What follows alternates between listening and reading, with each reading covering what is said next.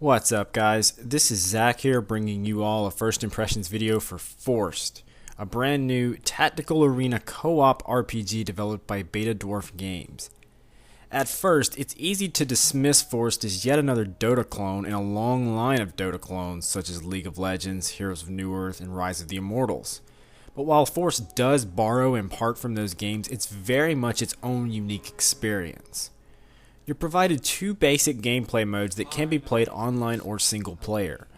The online mode allows you to play with up to 3 other players. The two modes provided are survival and campaign. Campaign is basically a series of arena battles loosely tied together with some story about fighting in a tournament to slay these godlike creatures in order to win your freedom. Survival mode pits you and or your allies against hordes of monsters to see just how long you can survive.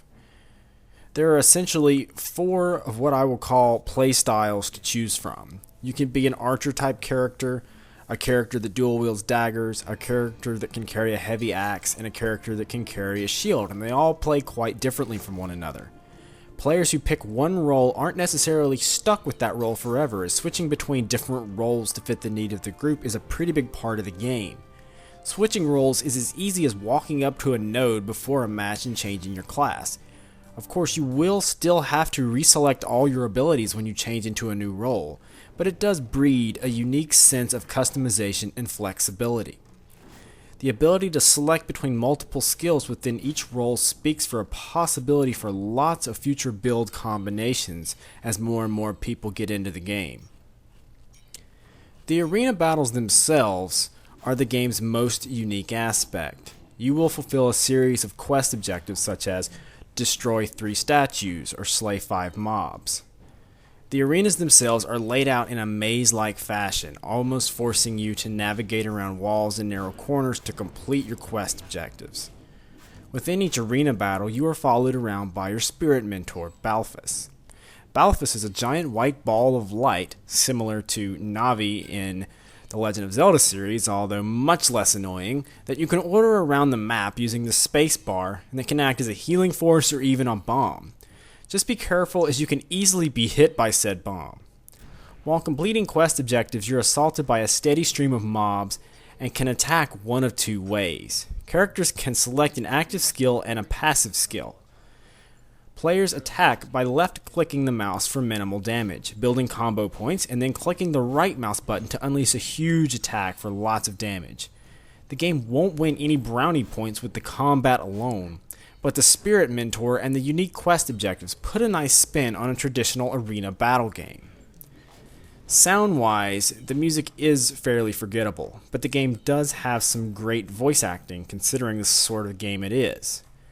Your Spirit Mentor, as well as the giant bosses, are all fully voiced. As you progress through the story, the giant bosses will taunt you ever so often after completing an arena, and it strangely reminds me of those taunts from Cortex and Crash Bandicoot 2 on the original Sony PlayStation. While competitive gamers may be disappointed that the game lacks PvP content, players can still compete against one another in the form of time challenges, as the game does rank players based on time of completion at the end of every match. Players can receive additional rewards for fulfilling secondary goals as well. I suppose, though, that the game really isn't without its downsides. For all its uniqueness, I feel that the game really has limited appeal. It's essentially 1 part MOBA and 1 part puzzle game, as you're constantly fighting hordes of mobs while navigating around maze-like environments. A part of me just wished I was slaughtering mobs rather than navigating a glowing ball through a tight doorway. Babysitting your Spirit Mentor will either be considered one of 2 things: an added challenge or just a chore. Also, 2 modes of play is a bit weak, especially given that there's essentially only 4 classes. Even though players can freely switch between roles, it seems like the game may lack enough variety to keep players interested. The game, at least in the early points, can drag on just a bit. The maps aren't all that challenging in the beginning, and the game really leads you by the hand just a bit too much. It's like it's too afraid just to dump you into the actual gameplay and let you learn on your own. It has to go over each and every one of the game's new and intricate features. I suppose this is a plus for some people, but if you're like me, you kind of like to figure things out on your own a little bit better, and you just wish you could see the game as it's meant to be played instead of having to play through a half hour to an hour's worth of glorified tutorials. Overall, though, Forced is a solid, unique take on the MOBA genre that's worth at least a look from fans.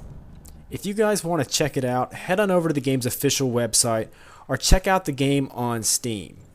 If you want to learn more about MMO Attack, head on over to MMOattack.com for more MMO gaming news, reviews, and giveaways.